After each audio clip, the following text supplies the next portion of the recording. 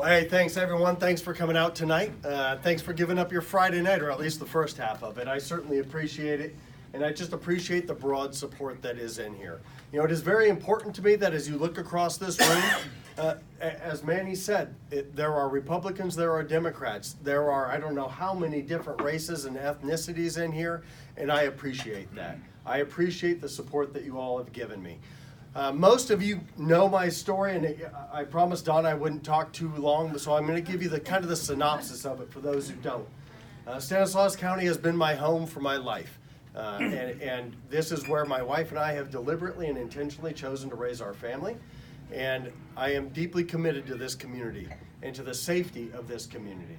I grew up here. I left for the military. I went to the military academy and served 5.5 years in the U.S. Army, and I came back here to farm. That was actually what I came back to this county to do.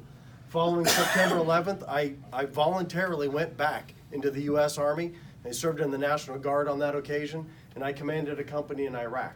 I didn't have to do that. I did it because it was the right thing to do. When I returned back from Iraq, that is when I got into law enforcement. There was one organization that I wanted to work for, the Stanislaus County Sheriff's Department. Because I'm a country boy. I grew up on a ranch, and the Sheriff's Department served my community. And that was the only place that I wanted to work. I've been there now for it's 11 years. 11 years a week ago yesterday. So I've been with the Sheriff's Department for 11 years. I've had a variety of assignments. My last 3 have been as the police chief for the city of Patterson out on the west side. And it has just been an incredible experience. When you couple that with my military time, my farming time, and now my law enforcement time as a police chief, and under the mentorship of our current sheriff, I think that I am prepared to lead. I am prepared to take this county and this sheriff's department to the next step. We do have a number of things to do. As many of you know, we have gone through staffing challenges as a result of the economy. We are fixing that. But that is the number one challenge that we must continue to fix so that we can restore services to our county. With that, our organization is a very young department. We have to continue our training and our professional development of those young deputies who are out on the streets. They're great employees, they work hard, they are well-intentioned, they're just young, and we have to continue to develop them and mold them. And finally, and one of the key things, especially for a group like this, a group of leaders across this community, in the next 4 years, the entire leadership of our Sheriff's Department is going to roll over and turn over. Obviously, here within a couple of months, we're going to have a new sheriff. And within a few years, we're going to have a new undersheriff and new captains, and most of our lieutenants and sergeants are all going to retire.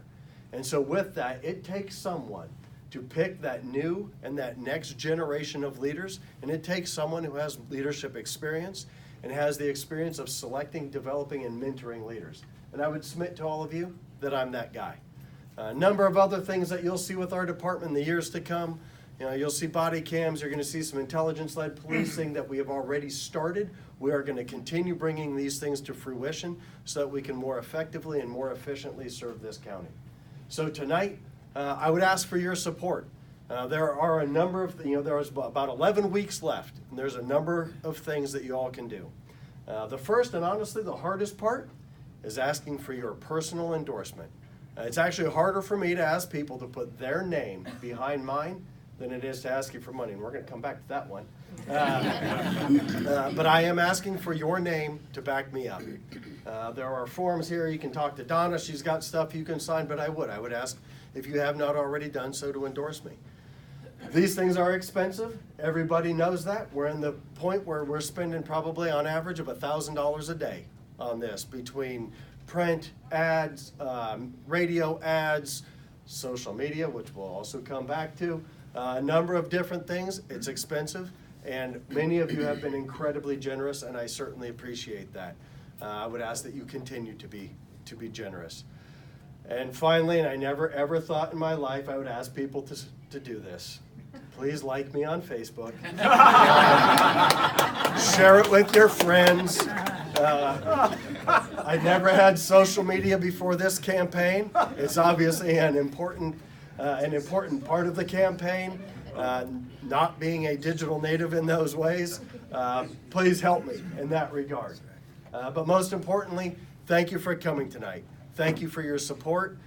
Please eat, drink, be merry, and I will be here for the duration of the evening. Thank you, everyone. Wonderful.